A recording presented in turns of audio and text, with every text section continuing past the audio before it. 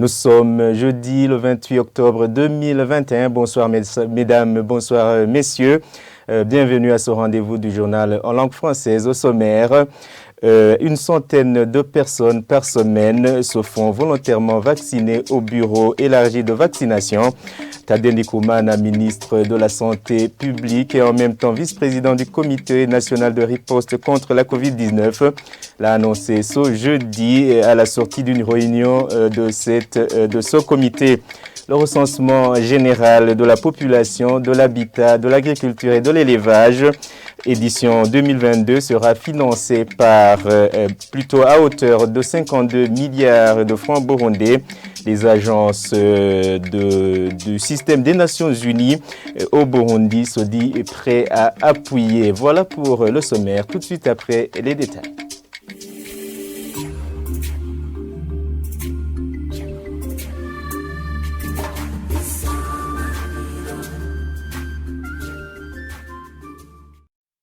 Bonsoir. Le taux de positivité au Covid-19 est passé de 5 à 1% en mairie de Bujumbura et dans les provinces du nord du pays. Selon Dr Tadé Ndikoumana, ministre de la Santé publique et en même temps vice-président du Comité national de riposte contre la Covid-19, une centaine de personnes se font vacciner volontairement par semaine. Suivez-le à la sortie d'une réunion du Comité de riposte contre le Covid-19 ce jeudi. Nous avons observé qu'il y a un pas en avant parce que les cas de positivité ont diminué sensiblement parce que le taux de positivité, surtout dans les régions nord et à mairie de Bujumbura, est passé de 5% à 1,6% dans tout le pays. Et il y a aussi des provinces où on observe presque pas de contamination. Cela est dû aux efforts de tout un chacun. À mairie de Bujumbura, la population a répondu massivement au dépistage volontaire, ce qui a limité la propagation de la pandémie et qui a fait que même ici à mairie de Bujumbura, nous avons diminué sensiblement les cas de contamination. Mais aussi, nous avons vu que la population burundaise, que ce soit de l'intérieur du pays et même dans les villes, commence à comprendre que la meilleure prévention concerne surtout la mise en application des mesures de barrières, mais aussi le dépistage au minimum une fois par mois. Et aussi, nous avons constaté qu'au niveau des hôpitaux, il n'y a pas de cas graves. Il y a même des hôpitaux qui n'ont presque pas de cas de Covid, ce qui montre que le dépistage précoce constitue un moyen efficace pour éviter les complications liées au Covid-19. Et cela montre que nous pouvons même atteindre le cas zéro de Covid ici au Burundi si tout le monde s'y met, surtout en continuant à fournir des efforts, surtout l'observation des mesures de barrières, mais aussi le dépistage. Et autre chose, c'est que pour les gens qui sortent pour aller à l'étranger, ils éprouvent des difficultés pour payer les frais de certificat. Et nous sommes en train de travailler avec les banques commerciales, mais aussi Mediabox, ainsi que le BER, pour voir comment les gens peuvent payer en ligne, comme actuellement on fait les inscriptions en ligne. Et cela permettra à ce qu'il n'y ait plus de mouvement des populations qui veulent voyager pour aller vers les banques ou la banque centrale.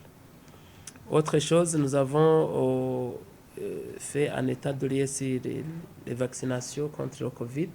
Nous avons commencé, ça fait une semaine, et nous avons vu qu'en moyenne, une centaine déjà s'est déjà fait vacciner, et surtout les gens qui ont des comorbidités. Il n'y a pas personne qui a voulu avoir le vaccin qui n'a pas eu accès à ce vaccin, bien sûr avec la signature d'un consentement éclairé. Le rapport de ce comité de riposte montre que jusqu'au 27 octobre, 14 personnes étaient mortes suite au Covid-19. Plus de 52 milliards de francs burundais est le coût du recensement général de la population. de l'habitat, de l'agriculture et de l'élevage, édition 2022. Annonce faite ce jeudi par le directeur général de l'Institut de statistique et d'études économiques du Burundi lors d'une table ronde à l'intention des partenaires techniques et financiers pour le financement de ce recensement. Arthur Kavabushi nous fait le point. En ouvrant les travaux de cette table ronde, le Premier ministre Alain Guillaume Bunyoni est revenu sur l'intérêt de ce recensement. Les données issues de ce recensement vont nous servir tous dans l'appréciation du pas déjà franchi, dans la mise en œuvre de nos instruments de planification et de référence, comme le Plan national de développement du Burundi 2018-2027, la vision Burundi 2020-2025, les plans communaux de développement communautaire, l'agenda mondial 2030 des objectifs de développement durable. Le directeur général de l'ISTEBU, Nicolas Ndaïchimié, a expliqué pourquoi ils ont revu à la hausse de 4 milliards le budget qui était prévu. Ce budget prévisionnel est revu à hausse de 4 milliards et cela a été dicté par quoi? Nous avons réalisé la cartographie pilote. Et lors de la cartographie pilote, nous avons constaté que les zones de dénombrement, telles que ces zones de dénombrement ont été conçues en 2008, donc ces zones de dénombrement ont subi beaucoup de modifications en termes de densité de la population. Donc, ce budget alors est de 52 milliards 762 millions ou 683 000 francs. Le représentant du Fonds des Nations Unies pour la population finnoise au Burundi a indiqué qu'ils vont appuyer ce processus. Il est prévu que les travaux de ce recensement s'achèvent en 2025. Certains habitants de la mairie de Bujumbura disent être surchargés par les taxes au moment où la date butoir de paiement de la redevance annuelle routière forfaitaire, le moment est fixé au 31 de ce mois d'octobre. Ces habitants demandent une revue à la baisse de cette taxe ou à défaut un prolongement du délai de paiement. Suivez ces quelques-uns.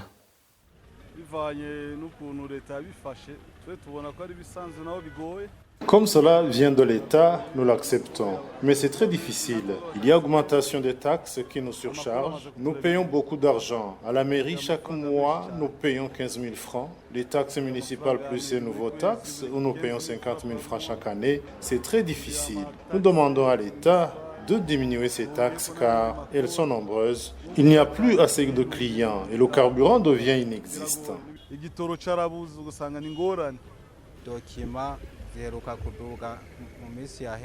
Les documents viennent d'augmenter de prix l'année dernière. Nous travaillons sans bénéfice maintenant. Et voilà qu'on augmente le nombre de documents pour payer plus encore d'argent. Nous demandons à l'État de nous faciliter les choses car nous travaillons à perte. Que tous nos bénéfices aillent dans les dépenses est un problème. Que l'État nous vienne en aide car c'est beaucoup d'argent et tous les documents ont augmenté de prix d'un coup.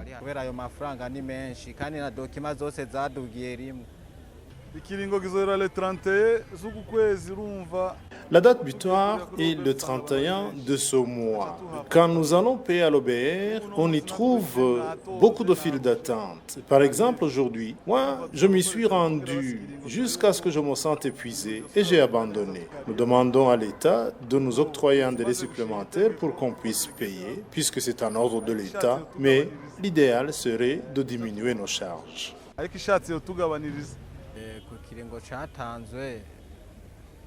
Sur les délais prévus, vu qu'il y a beaucoup de véhicules et que la population a peu de moyens et cherche encore l'argent pour payer, je demanderai qu'on accorde un autre délai à la population afin qu'elle puisse continuer à se préparer.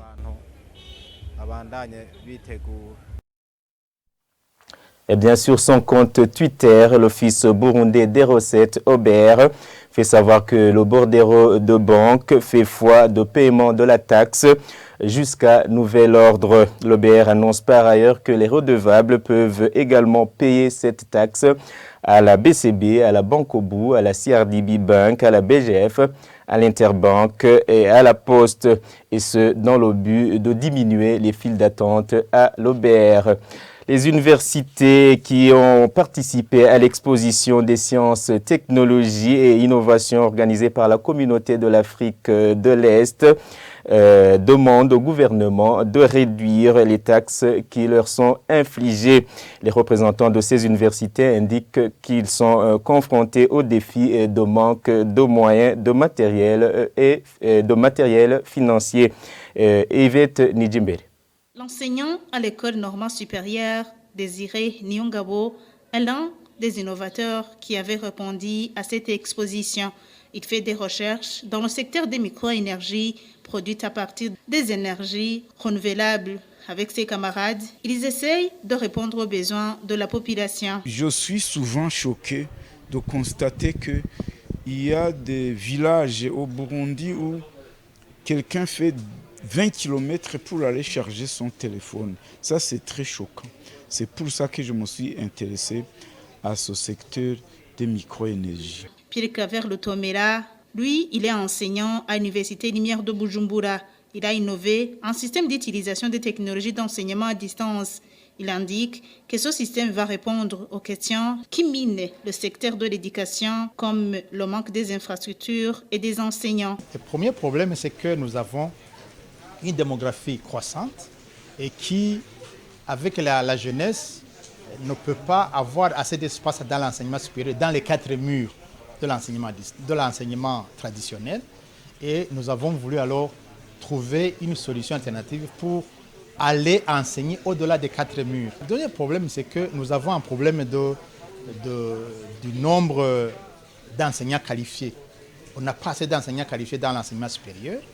Alors qu'à l'étranger, on a des Burundais de la diaspora qui sont qualifiés et qui peuvent enseigner à partir de là où ils sont. Ou même des étrangers qui peuvent participer dans notre enseignement sans les faire venir sur place. Il indique néanmoins que ce système est confronté au défi d'un manque de matériel. La deuxième contrainte, bien sûr, c'est l'accès aux outils. Parce que ça demande qu'on soit connecté à l'Internet, ça demande qu'on ait un ordinateur, ça demande qu'on soit formé aussi pour utiliser ces outils. Ces universités demandent au gouvernement de les faciliter la tâche en réduisant les taxes qui leur sont infligées au moment d'achat des matières premières. Eh bien, c'est par ce reportage de notre consoeur Yvette Nidjimbere que nous mettons point final à ce journal. Bonne suite des programmes sur la télévision Isanganiro.